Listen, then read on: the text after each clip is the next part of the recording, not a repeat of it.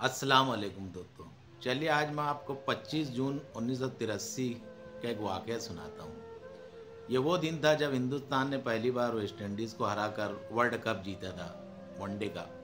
बहुत खुश था मैं, मेरी उम्र 12 साल थी और मुझे याद है रमज़ान महीने का दिन था, ऐसा से पहले ये रिज़ल्ट लगा था। बहुत खुशी, यानी मुझे बहुत जुनून था कि हिंदुस्तानी क्रिकेट टीम कैसे भी ये मैच जीते। और खैर वो वर्ल्ड कप हिंदुस्तान जीत गई। बहुत ही मसरूर था मैं, बहुत यानी बेहिसाब खुश था। और चूँकि मेरी उम्र 12 साल थी, बहुत कम उम्र था मैं, तो हम लोग मेरे अब्बा के साथ मैं हमेशा मेरे अब्बा का दामन पकड़े रहता था, उनको कभी छोड़ता नहीं था। तो खैर तरावी चालू थी, उसी वक्त मेरे अब्बा के साथ मैं तरावी पढ़ने बकरीदी हाजी मस्जिद गया। पीछे की सब में लगे थे और फिर तरावी के दरमियान ही मालूम पड़ा कि मालेगांव में फसाद हो गया है और बहुत ही अफरा तफरी का माहौल है। सब भागम भाग मची है, लूट मार शुरू है और दुकानें जल रही हैं। तो एक बहुत ही हैबतनाक अचानक से एक माहौल बना और मस्जिद में अफरा तफरी का माहौल बना। कहीं से रिपोर्ट आई कि जामे मस्जिद के पास पटाखेबाजी हो रही थी और वहीं से मामला बढ़ता हुआ इतना शदीद शिद्दत इख्तियार कर गया कि वो आनन फानन पूरे शहर में फैल गया। अब चूँकि मेरी उम्र 12 साल थी, इतनी कम उम्र में पहली बार मैंने ज़िंदगी में इतना भयानक तजुर्बा किया, तो मैं बहुत डर गया था और मैं मेरे अब्बा को एकदम पकड़ लिया दहशत के मारे कि ये क्या हो रहा है। तो मेरे अब्बा फ़ौरन मुझे लेकर, नयापुरा हम लोग का घर था, बकरीदी हाजी मस्जिद मोमिनपुरा से लेकर निकले। और जब हम लोग घर की तरफ आ रहे तो सब भागम भाग पूरे शहर में मची हुई थी और अपने इलाके की भी कुछ दुकानों को लूट मार कर रहे थे, उधर की भी दुकानों को बहुत लूट मार चालू थी, दुकानें जल रही थी। और वो इतना हैबतनाक मंज़र मैंने ज़िंदगी में पहली बार देखा था। मैं बहुत रो रहा था और मेरे अब्बा मुझे लेकर जैसे तैसे घर पहुँचे। और घर पहुँचे तो उस वक्त का माहौल ऐसा था कि हम लोग सब पूरे नयापुरे में रहते थे।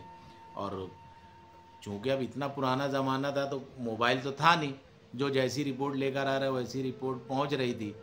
तो हमारी गली से भी, क्योंकि पहली नयापुरे की पहली गली से, तो उधर से निकल के सीधा सब लोग आज़ाद नगर और इधर उधर जाते थे। जो लूट मार कर रहे थे वो भी उस गली से भाग रहे थे, कपड़े की दुकानें लूट रहे थे और उधर सब सपाटी के उधर भी बहुत लूट मार चालू थी। तो चूँकि ये बहुत ही, मतलब मैं तो इतना डरा, इतना ज़्यादा डरा हुआ था कि पूछो मत। ज़िंदगी में मैंने कभी देखा नहीं। एक तो मैं बचपन से ऐसे ही दुनिया भर का डरपोक, कभी माँ बाप का साथ छोड़ा नहीं। और अचानक से ये मेरी खुशी, जहाँ मैं इंडिया जीती हुई, और अचानक से ये क्या हो गया। बहरहाल जब घर पहुँचे तो जो जैसी रिपोर्ट ला रहा है वैसी सब पहुँच रही है और मैं सबका सिर्फ चेहरा देख रहा हूँ। मेरा निहाल भैया था, निहाल मामा भैया नहीं, हमारा निहाल मामा बोलते हैं, निहाल मामा बकरा पातल। वो पूरी रिपोर्ट लेकर आते थे कि क्या हो रहा है आमिन सेठ, देखो क्या हो रहा है गुलाम रसूल सेठ, देखो। हमारी गली सब एक ही गली थी, तो एक जैसा एक जगह पूरा जमावड़ा हो जाता था और वहाँ पर एक एक रिपोर्ट आती थी कि कौन सी दुकानें लूट रही है, कौन कैसे भाग रहे हैं। हम लोग टेरिस पे गए, हम लोग की बिल्डिंग में, मेरे बाबा की। वहाँ पर मुझे याद है कि मेरे गुलाम रसूल बाबा चीख चीख कर कह रहे थे कि देखो वो शालीमार जल रही है, देख बे तुतवा शालीमार जल रही है। शालीमार होटल, जब नया पूरे से वो होटल दिखाई देती थी हाईवे की, छोटे छोटे घर थे हम लोग की बिल्डिंग से, ऊपर से दिखता था। तो इन्हें वो इतना दहशत का माहौल था, हर तरफ सायरन की आवाज़, अजान की आवाज़, कुल मिलाकर मतलब मैं वो दिन कभी भूल नहीं पाऊँगा। शायद आप अपने बुज़ुर्गों से उस दिन के बारे में जानकारी लीजिए।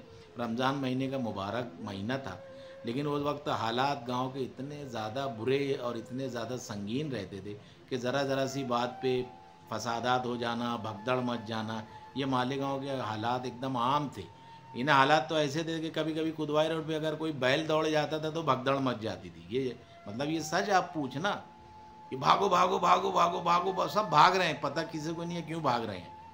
मालूम पड़ा कि कुछ देर बाद मालूम पड़ा का हुआ, कह रहे नहीं वो दो बैल भागे तो सब भागे लगे। मतलब ये हालात थे मालेगांव के। आप अपने बुजुर्गों से इस बारे में पूछना है ना। मैं तो छोटा था तो ये तो मेरे पूरा मतलब जो छोटापन था मालेगांव के फसाद में ही गुजर गया, देखा जाए तो। बहुत मतलब भयानक मालेगांव के हालात रहते थे। आज तो अल्लाह का बेपनाह करम है कि हम बहुत सुकून से और बहुत अच्छे हालात में यहाँ गुजारते हैं। लेकिन उस वक्त के हालात ऐसे थे, वो रमज़ान महीने के दिन वो ईद कैसे गुजरी, बहुत दहशत में गुजरी। तो मेरी ज़िंदगी का वो पहला बहुत ख़तरनाक सानिया था। 25 जून 1983 का दिन था। आज उसको पूरे इक्के 40 साल हो गए, तो मैं सोचा चलो आपको उस दौर की कुछ बातें बता दूँ। आप भी अपने बुज़ुर्ग जो घर में होंगे उनसे पूछिए कि वो क्या जो मैं बोल रहा हूँ वो हकीकत है या नहीं है। जामे मस्जिद से वो भांगड़ शुरू हुई थी, अब पूरे शहर में फैल गई थी। उसके बाद तो बहुत सारे फसादात मैंने देखे, लेकिन ये मेरी ज़िंदगी का बहुत मतलब संगीन फसाद था और मैं पहली पहली बार इस चीज़ का तजुर्बा किया था। बहुत हालात ख़राब थे।